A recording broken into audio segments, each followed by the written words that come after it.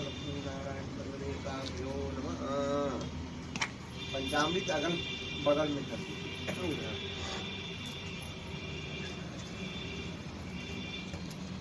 लो बेटा इसको वो कर लो।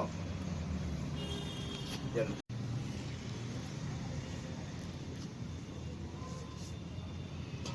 श्री रामाय नमः रामाय नमः सर्वदेवताभ्यो नमः प्रीत परमेश्वर सर्वदेवी जय मां लक्ष्मी नारायण वासुदेवाय सर्वदेवताभ्यो नमः प्रीत परमेश्वर।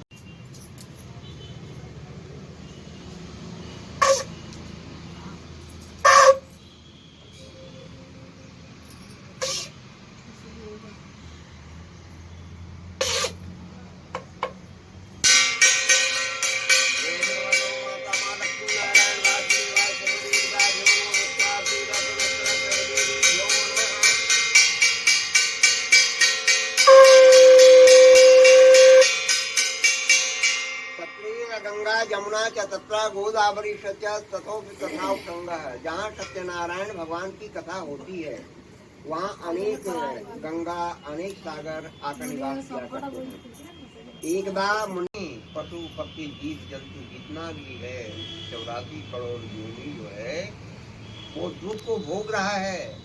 ऐसे देखने के बाद वह नारद जी घूमते हुए स्वर्ग लोक को चले गए विष्णु भगवान। और विष्णु भगवान के पास जाकर उन्होंने कहा कि हे प्रभु मैंने मृत्यु लोक में घूमते हुए गया और वहां जाकर यह देखा कि जितने भी प्राणी हैं अपने कर्म के अनुकूल गाय है भैंस है बैल है आदमी है बच्चा है बच्ची है बूढ़ा है बूढ़ी सभी अपने कर्म के अनुकूल फल भोग रहा है करा रहा। उसका कोई उपाय है? विष्णु भगवान जी ने लक्ष्मीपति भगवान से पूछा था कि कौन ऐसा व्रत है जिसको करने से मनुष्य की सारी मनोकामनाएं पूर्ण होती है। नारद जी ने कहा कि उसे मन लगाकर सुनो। एक समय नारद जी घूमते हुए इस मृत्युलोक में आए। जब मृत्युलोक में आए तब उन्होंने देखा कि अनेक प्राणी अपने कर्म के अनुकूल दूर होगा अगर तुम सत्यनारायण भगवान की कथा को करो। श्रोतम के कृपा से रेमया भगवान उवाच साधु पुष्टम त्वया दस्य लोकांतस्य यत्कितां मुच्यते बदामि ते व्रतमस् महापुण्यम स्वर्ग लोके च दुर्लभम। यह सत्यनारायण भगवान का व्रत जो है स्वर्ग लोक में भी दुर्लभ है। वह व्रत को मैं बताता हूँ। जस्य दशरथा नारदो मुनिवत्य नारदो वाचा किं फलम विधानम च कृतं तम। नारद ने विष्णु भगवान से कहा कि हे प्रभु यह बताइए इसको करने से क्या होगा और इसका फल क्या है मुझे बताइए।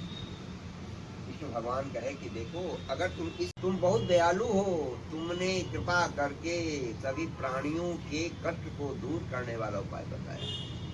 विष्णु भगवान ने कहा कि एक व्रत है जो सत्यनारायण भगवान का व्रत। अगर उस सत्यनारायण भगवान के व्रत को करोगे तो तुम्हारी सारी मनोकामनाएं पूर्ण होगी और अगर यह कलयुग में लोग करेगा तो उससे उसकी सारी मनोकामनाएं पूर्ण होगी और दुख दरिद्रता